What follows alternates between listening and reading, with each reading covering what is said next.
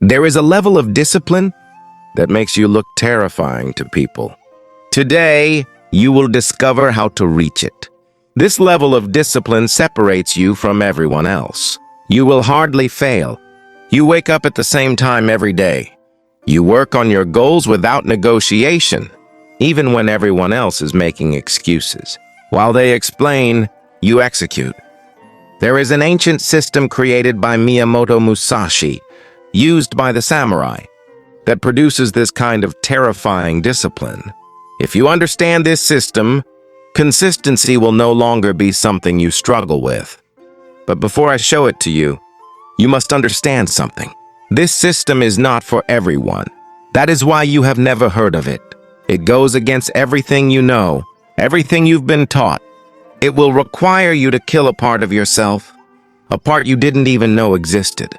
And that is why most people turn away. This system is hidden inside the story I am about to tell you.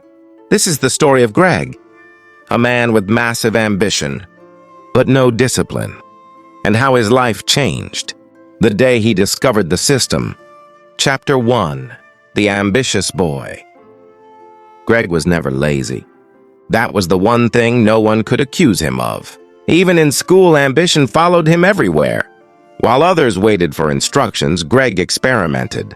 While others revised for exams, Greg built. In his final year, he created an app that pushed his school into state recognition. Not because it was required, but because he wanted more. Teachers didn't just praise him. They spoke about him with certainty. This boy will go far. Greg didn't doubt himself. He didn't fear the future. He believed in it completely. He could see it. The life he would build, the impact he would make, the version of himself that would one day arrive. Chapter 2. Fire Without Anchor. When Greg finally started working, his zeal was massive. Every morning he woke up charged. Ideas flooded his mind before his feet touched the floor. Plans formed faster than he could write them down. Today I'll code. Today I'll research. Today I'll move closer to the life I see so clearly. I'm going to build something great, he told himself, and he meant it. But as the hours passed, something strange happened. The fire vanished. He would sit in front of his laptop, fingers hovering above the keyboard, ready to write code, and suddenly feel empty. Not tired, not distracted, just blank. He would open a book to research, turn the first page, and boredom would creep in immediately.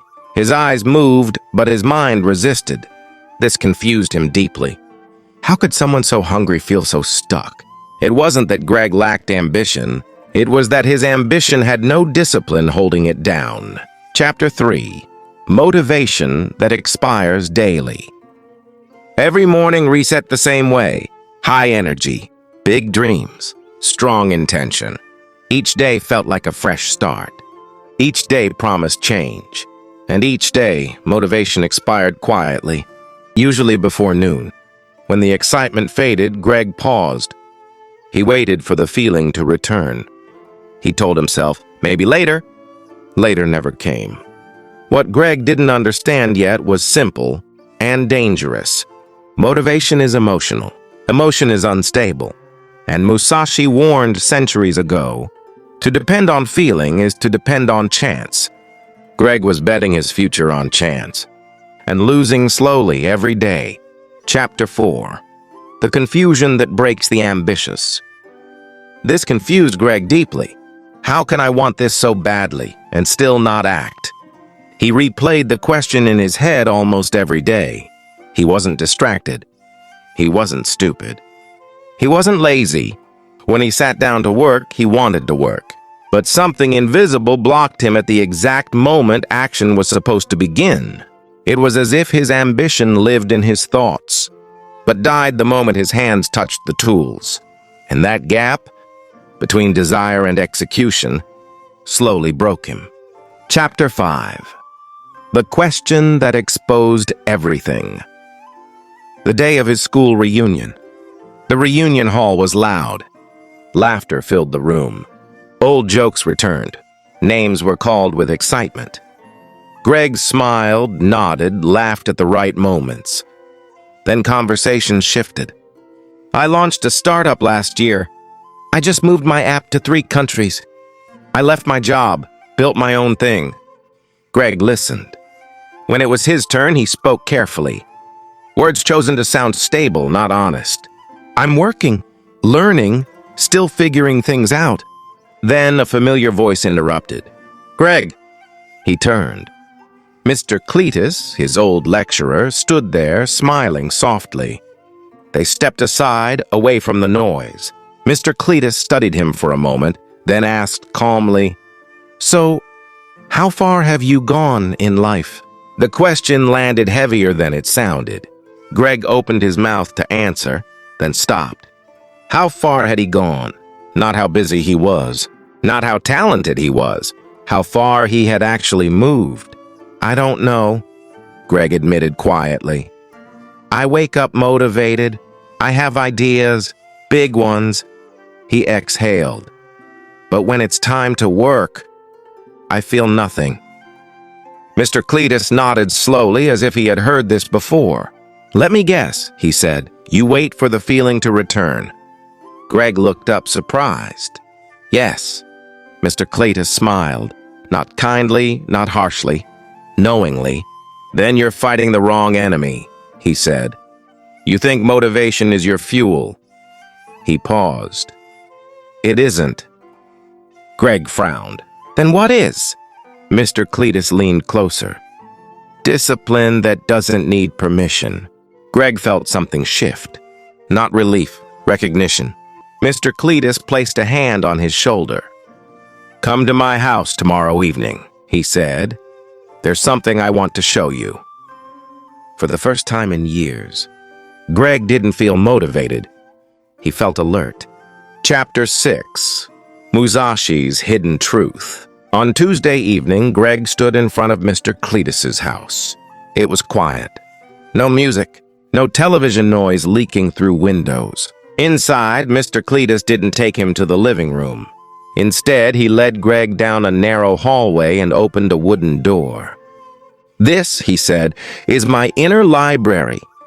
The room was small but dense, books stacked on every wall, no decorations, no distractions. Mr. Cletus reached for an old worn book wrapped in cloth. My uncle lived in Japan, he said. He gave me this before he died. He placed it gently on the table. Miyamoto Musashi. Greg leaned in.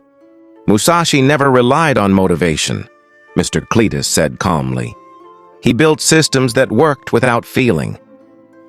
Greg frowned slightly. But everyone says you need motivation. Mr. Cletus smiled. That's because most people quit when motivation disappears.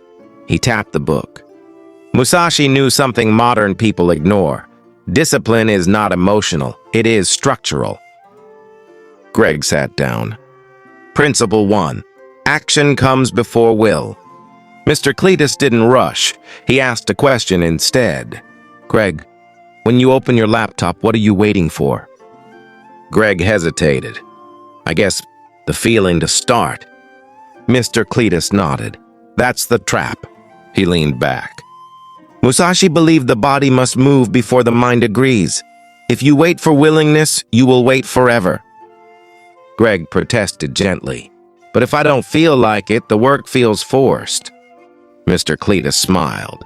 Exactly, and discipline is forced, at first. He continued. Musashi trained even when tired. He fought even when afraid. He acted while the mind complained. Greg looked down. I wait to feel ready. And Musashi moved while unready, Mr. Cletus replied. He lowered his voice. Greg, motivation is a guest. Action is a command. He pointed to the table. When Musashi didn't feel like training, he trained badly. But he trained. And once the body moved, the mind followed. Then the rule, spoken slowly, start the work badly. Mood will follow movement. Mr. Cletus paused. Waiting for motivation, he said, is how ambition dies slowly and without drama. Greg felt exposed, not attacked. Understood. Principle 2. Remove choice from important action. Mr. Cletus stood up and walked to the window. "Let me ask you another question," he said. "Every morning, do you decide whether to work?" Greg nodded. "Yes, I ask myself if I'm in the mood." Mr. Cletus turned around sharply.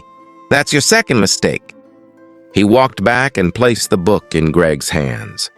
"Musashi eliminated decision-making from critical moments." "No. Should I train today?" "No. Do I feel like it?" "Choice," Mr. Cletus said, "creates delay. Delay kills discipline." Greg swallowed. "When you open your laptop," Mr. Cletus continued, "you negotiate. Musashi never negotiated. When it was time, he acted automatically." He leaned closer. "If something is important, it must be non-negotiable." Then he broke it down slowly and clearly. Same time, same place, same first task. Not a plan, a law. "Discipline grows," Mr. Cletus said, "when behavior becomes inevitable." Greg nodded slowly. "So discipline isn't about pushing harder?" Mr. Cletus shook his head. "No, it's about removing the option to escape." Silence filled the room. Then Mr. Cletus spoke one last time that evening. "Ambitious men don't fail because they lack desire. They fail because they leave action up to feeling." Greg stood up different from how he sat down. Not excited, not motivated, anchored. Chapter 7. The First Obedient Morning. The next morning, Greg woke before his alarm. Not excited, not motivated, just alert.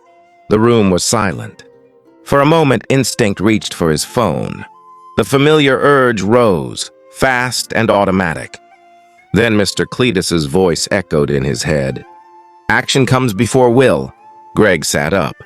No negotiation, no checking time. Feet touched the floor.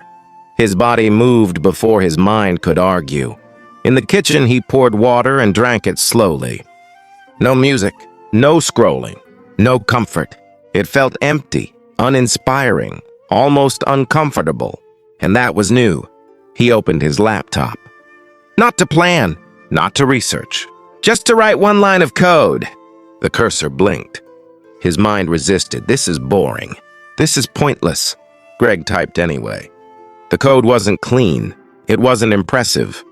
But it existed. 10 minutes passed, then 20. Something shifted. Not motivation, but momentum. Later that morning at work, the same rule applied. Same desk, same time, same first task. No question asked, no mood checked. He didn't feel inspired, but the work got done.